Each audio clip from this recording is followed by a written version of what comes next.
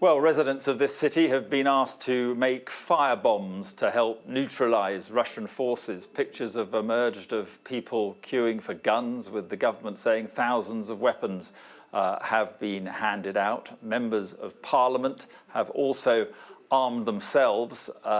Among them, Sviatoslav Yurash, Ukraine's youngest MP. Last night he shared this image of him carrying an AK-47 on the streets of Kyiv, and he joins me now.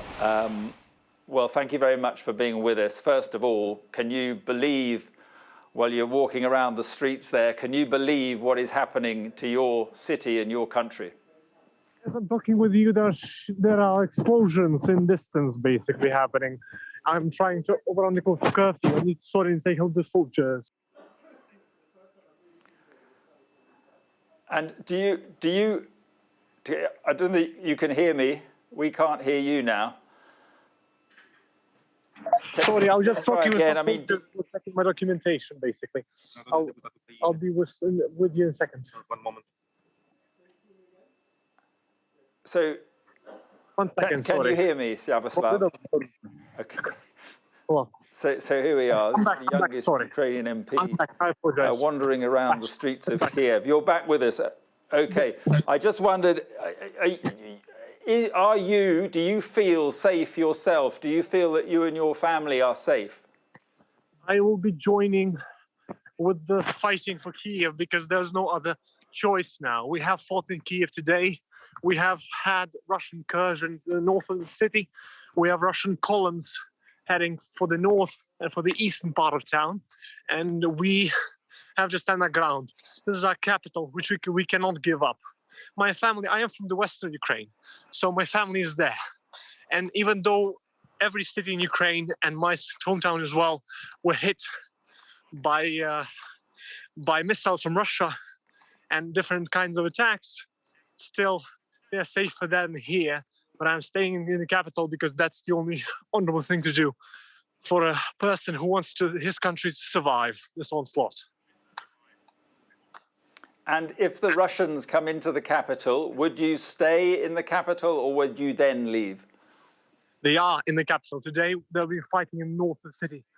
And they are dropping rockets. I hear the explosions as I'm walking to the center of town, to the area where the presidential administration made an appeal today to the citizens of Ukraine, showing the president is here, prime minister is here, leadership is here to defend our capital, not to allow Russians to win, no matter what. And if the Russians do come in and put in another government and remove President Zelensky, how would the people of Kyiv and the people of Ukraine react to that?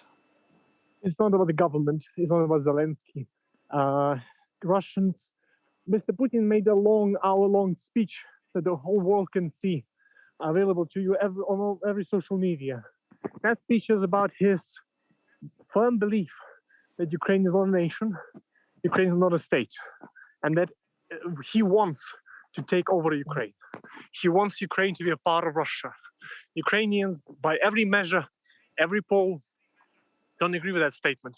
So we are going to fight with everything we got to the very end to keep our nation away from him.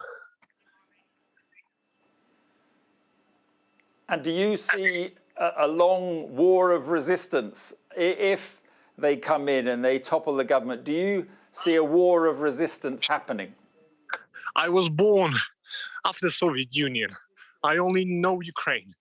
And there are millions like me who do not even dare to presume anything else but independent Ukraine. And we will fight to keep that independent Ukraine a reality, no matter what Putin puts on the table, no matter what he puts against us.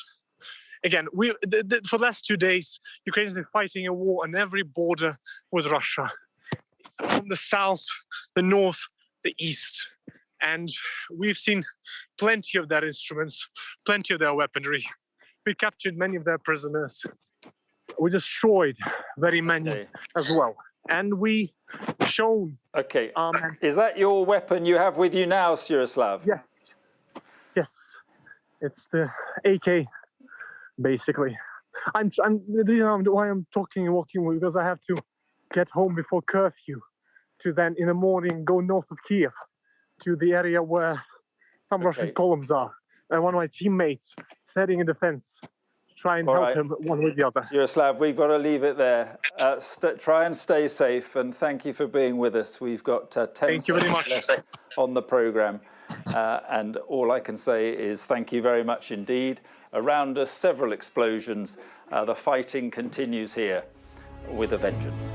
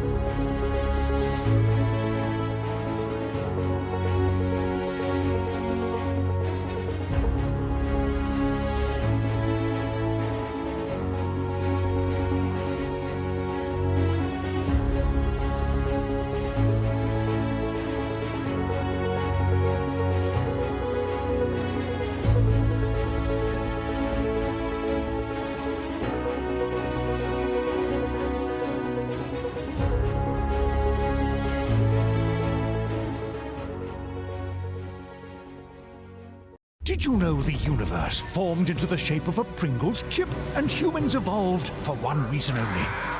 Pringles, with opposable thumbs to pop lids, tongues the shape to fit them, and taste buds just to taste them.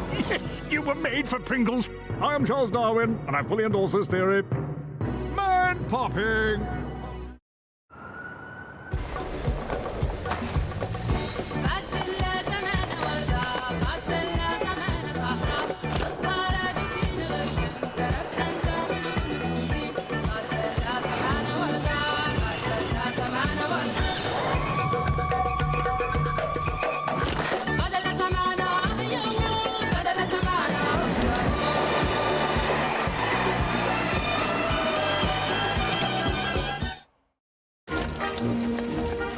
Borders can be useful, but not always.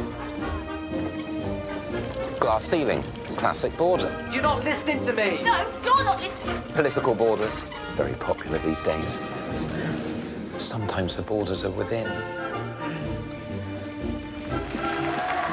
But when we see beyond borders, we see opportunity everywhere. Oh, there's one. What if people with type 1 diabetes had the power to manage their condition without pricking their finger?